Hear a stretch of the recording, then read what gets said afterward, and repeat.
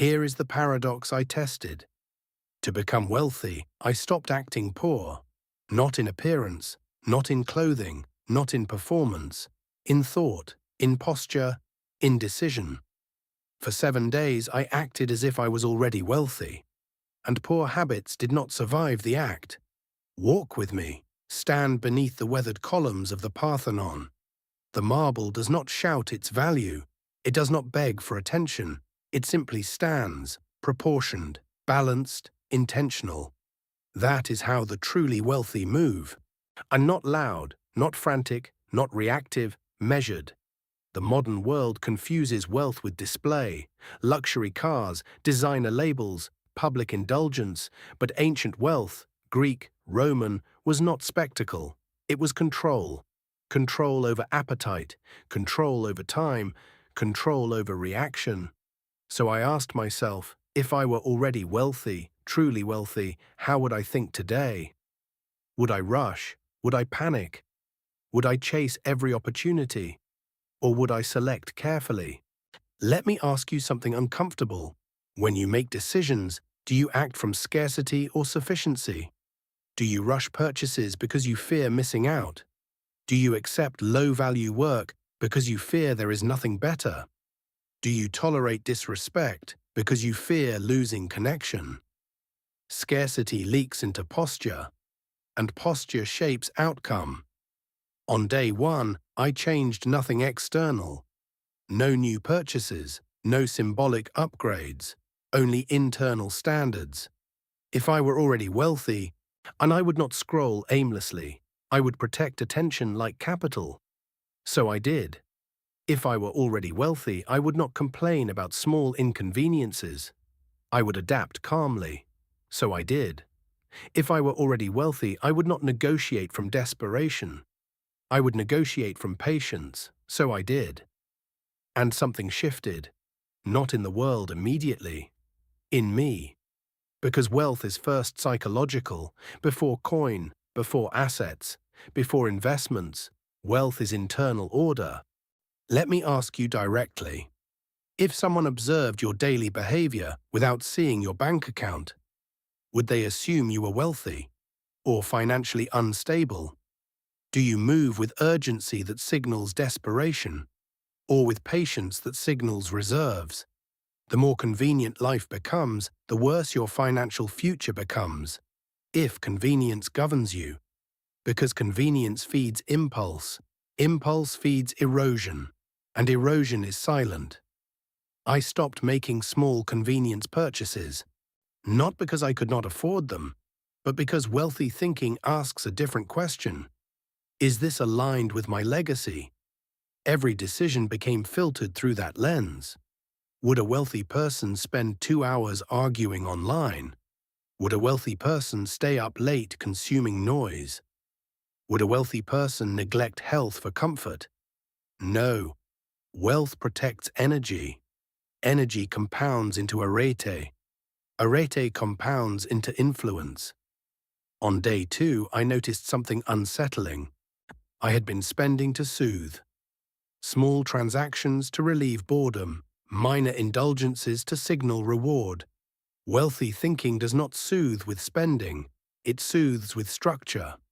Structure calms anxiety. Anxiety often fuels unnecessary spending. Tell me, when you feel uncertain, what do you reach for? Food, shopping, entertainment, validation. If you were already wealthy, would you reach for those? Or would you sit with discomfort until clarity returned? Scarcity reacts, or wealth reflects. On day 3, I evaluated my conversations.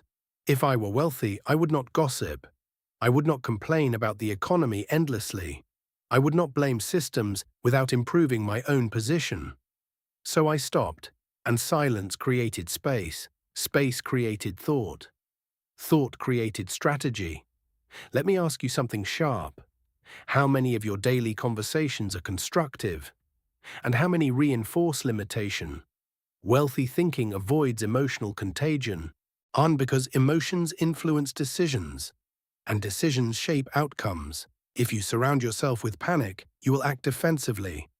If you surround yourself with discipline, you will act deliberately. On day 4, I examined time. If I were wealthy, I would not treat time casually. I would schedule it with intention. So I did.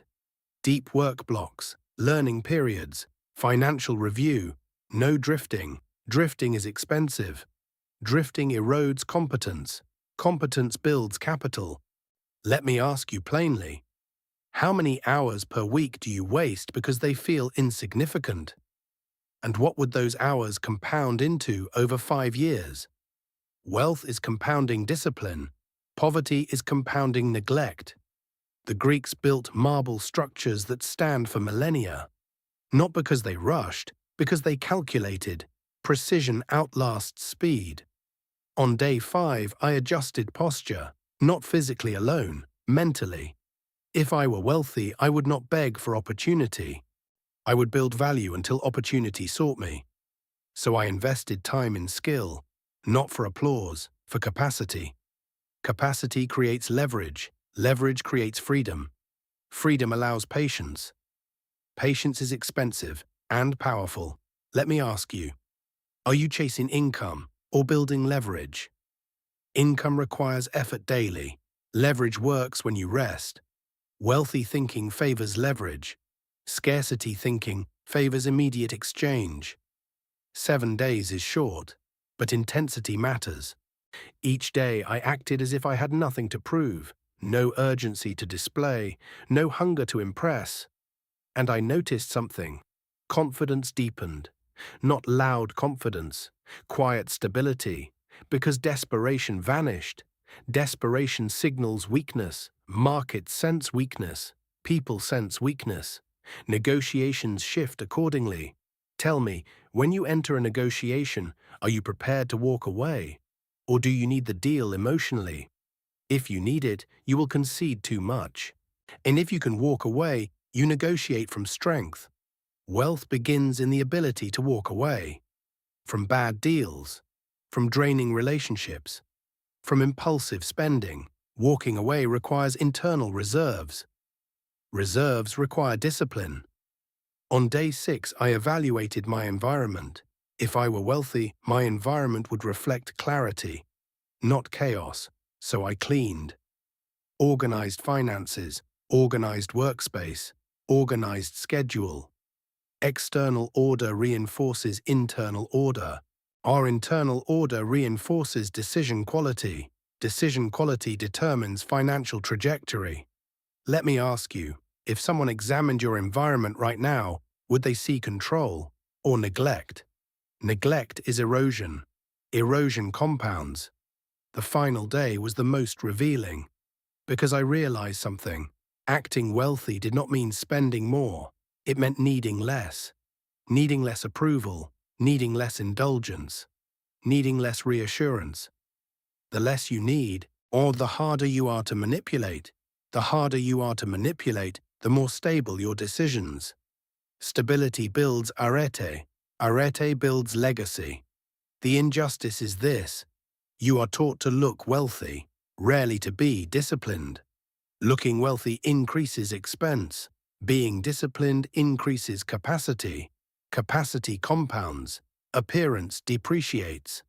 7 days did not change my bank account dramatically, but it changed my threshold.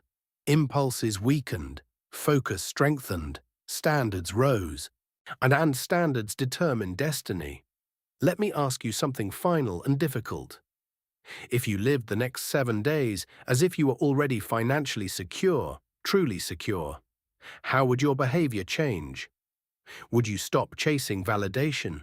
Would you stop reacting emotionally? Would you stop indulging convenience? Would you invest in skill instead of distraction? And if those changes improved your position, why wait?